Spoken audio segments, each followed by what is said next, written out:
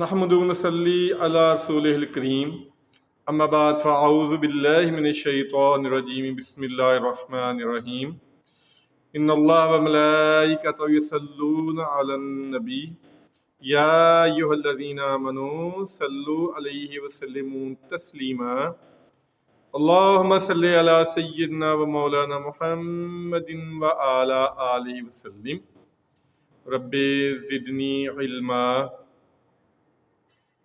حدیث رسول صلی اللہ علیہ وسلم چینل پہ سب کو خوش آمدید۔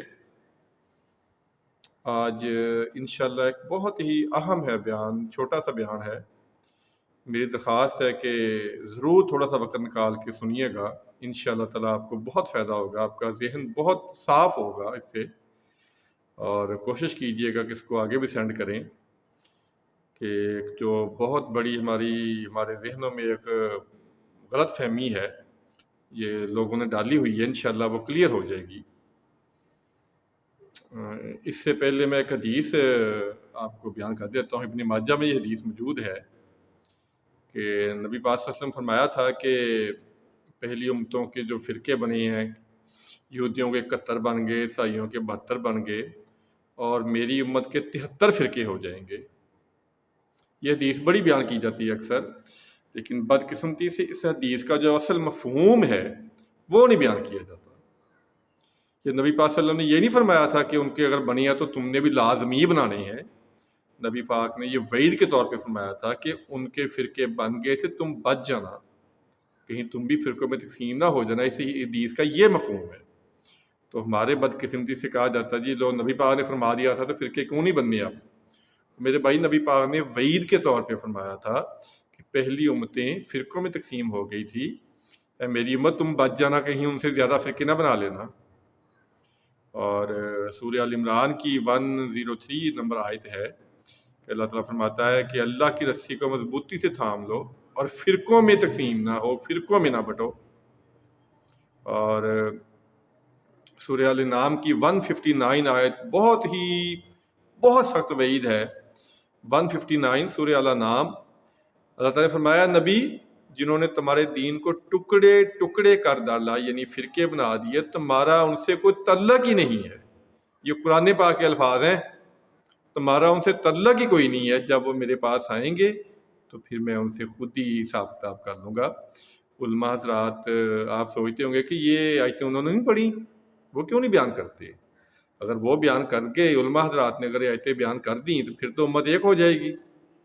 ان کا جو مسئلہ ہے پھر وہ تو جس چیز پہ وہ لگے ہوئے ہیں، اللہ تعالیٰ معاف کرے۔ میں یہ نہیں کہتا سب علماء ایسا ہی کرتے ہیں، لیکن میں نے اپنے کانوں سے سنا ہے بہت سارے ایسے عالم ہیں، اکثریت ایسے ہیں جو ممبر پہ بیٹھ کے دوسرے مسلک کے لوگوں کو گالیاں دیتے ہیں، چھوٹی چھوٹی باتوں پہ، چھوٹے چھوٹے اختلاف کی وجہ سے، اور سب سے آسان کام جو ہے وہ دوسروں کو کفر کے فتوے دینا ہے۔ یہ آپ سب کو پتہ ہے یہ کیا ہو رہا ہے ہماری امت میں، ہمارے معاشرے میں کیا ہو رہا ہے۔ دین کے نام پہ ہم نے لوگوں کو ایک دوسروں کے مسجدوں میں جانے سے بدظن کر دیا ہے، اور یہ سب کچھ کہاں سے ہو رہا ہے؟ ممبر رسول سے۔ ممبر رسول سے یہ سب کچھ ہو رہا ہے، مصلی رسول سے ہو رہا ہے۔ میں نے خود سنا ہے مصلی پہ بیٹھ کے دوسرے مسئلے کے لوگوں کو گالیاں دی گئی ہیں، میں نے خود اپنے کانوں سے سنا ہے۔ یہ تو بڑا لمبا موضوع ہے، میں جو اصل ایک مقصد تھا وہ بیان کرنے کا۔ ہمارے کچھ اکثر لوگ یہ کہتے ہیں کہ جی کسی کی تقلید کرنا بہت ضروری ہے، خاص طور پر جو ہمارے 4 ائمہ اکرام ہیں، اللہ تعالیٰ ان کو جزائے خیر دے، انہوں نے دین کی بہت خدمت کی ہے، اللہ تعالیٰ ان کی قبروں پہ کروڑہا رحمتوں کا نزول فرمائے۔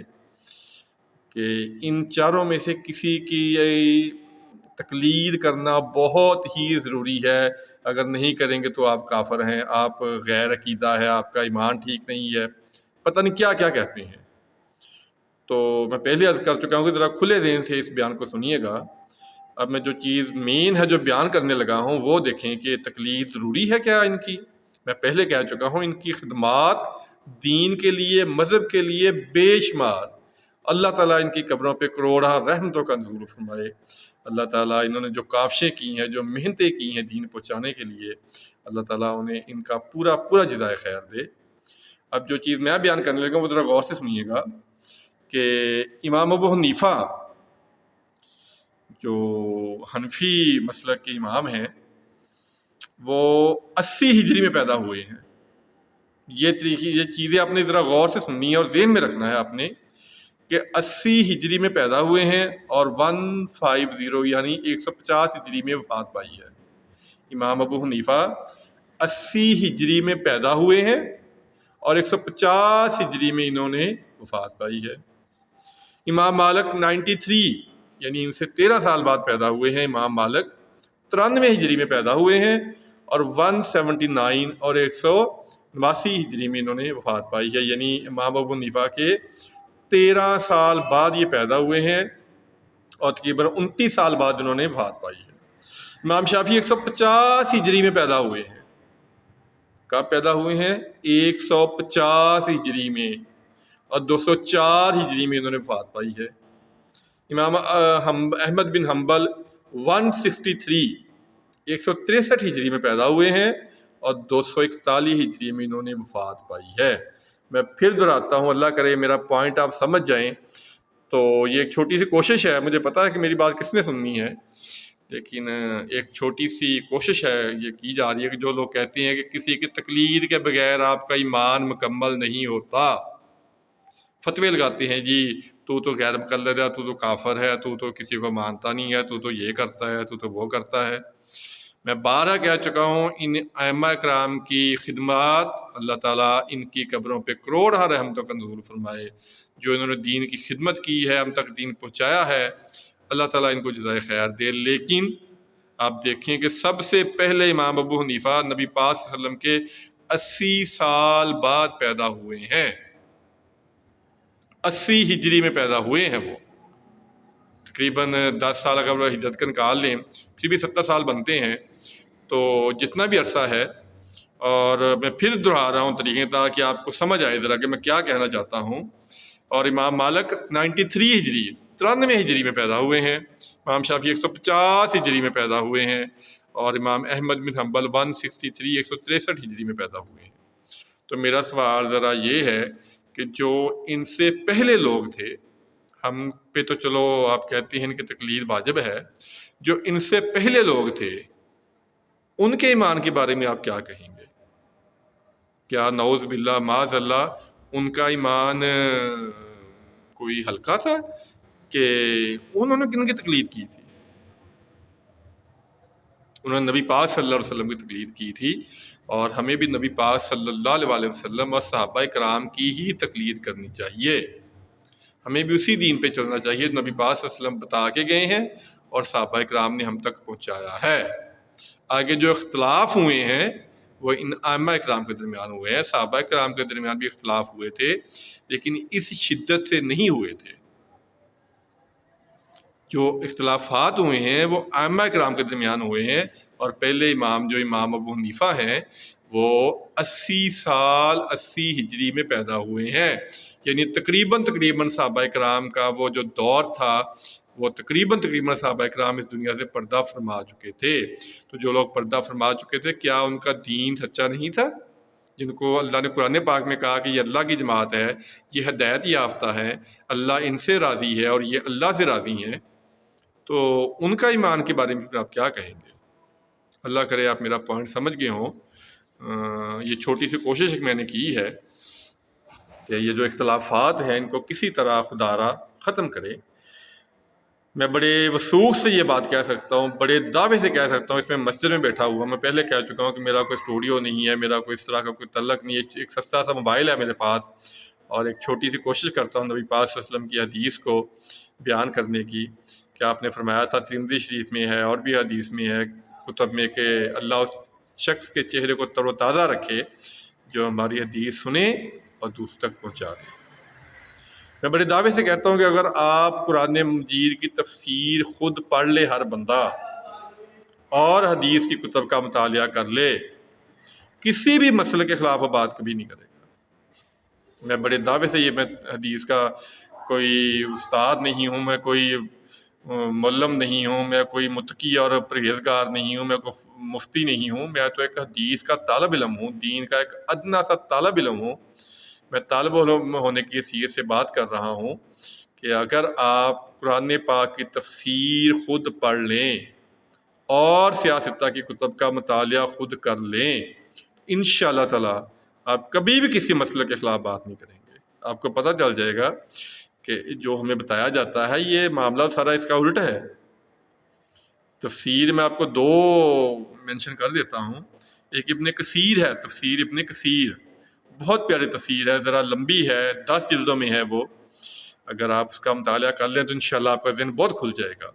اور ایک چھوٹی تفسیر ہے احسن البیان، احسن البیان، یہ 4 جلدوں میں ہے، بہت پیاری تفسیر ہے قرآن پاک کی۔ کوشش کریں کہ اپنے گھر میں لا کے رکھیں اور اس کو پڑھیں تو انشاءاللہ آپ کا ذہن بہت کھل جائے گا، بہت ساری جو غلط فہمی ہیں وہ دور ہو جائیں گی، اور حدیث کی کتب کا مطالعہ کریں۔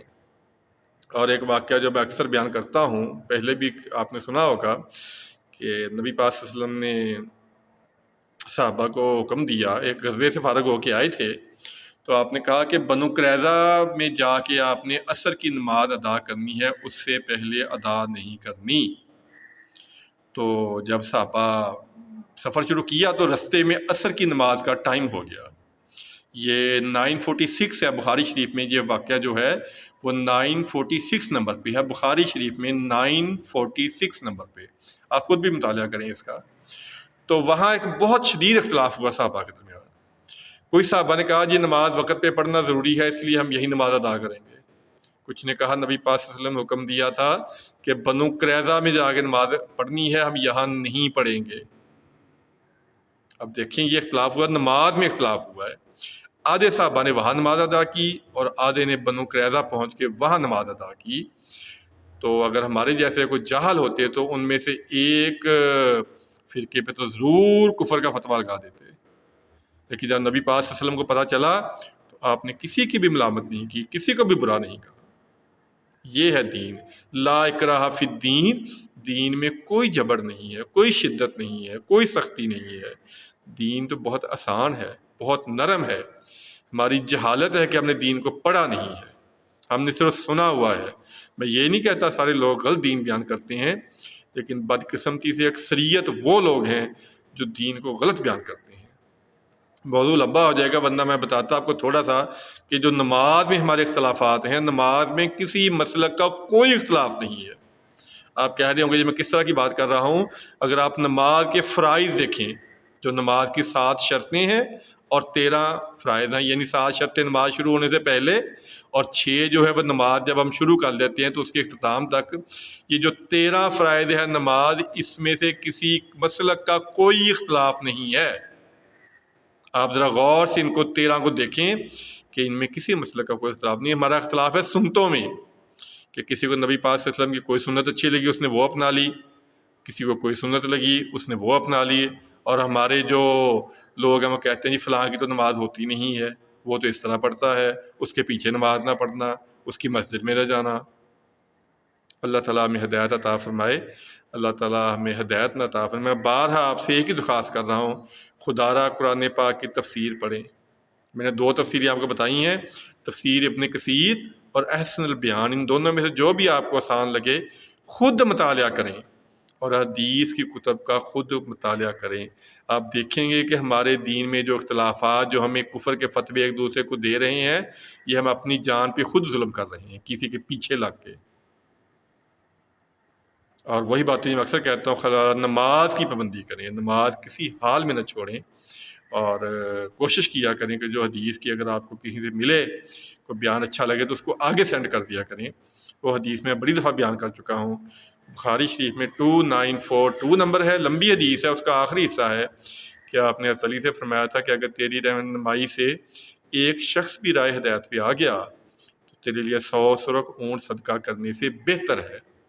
اور سنیں ابی داؤد میں یہی الفاظ ہیں، لیکن آپ نے کسی اور صحابی سے کہے تھے، 3661 نمبر اس کا وہاں پہ ہے، آپ نے یہی کہا تھا سہل بن سعد رضی اللہ تعالیٰ عنہ کو کہ اگر تمہاری رہنمائی سے ایک شخص بھی راہ ہدایت پہ آ گیا تو تمہارے لیے 100 سرخ اونٹ صدقہ کرنے سے بہتر ہے۔ اللہ کرے کوئی ہمارا بیان سنے تو کوئی بے نمازی نماز پڑھنا شروع کر دے، کوئی مسلمان مرد جس نے داڑھی نہیں رکھی وہ داڑھی رکھ لے۔ داڑھی کے بارے میں بڑے بیان ہو چکے ہیں، خدا را مسلمان مرد اگر سن رہے ہیں تو داڑھی لازمی رکھیں۔ نبی پاک صلی اللہ علیہ وسلم کی حدیث ہے، مسلم شریف میں 603 نمبر ہے، اور بخاری شریف میں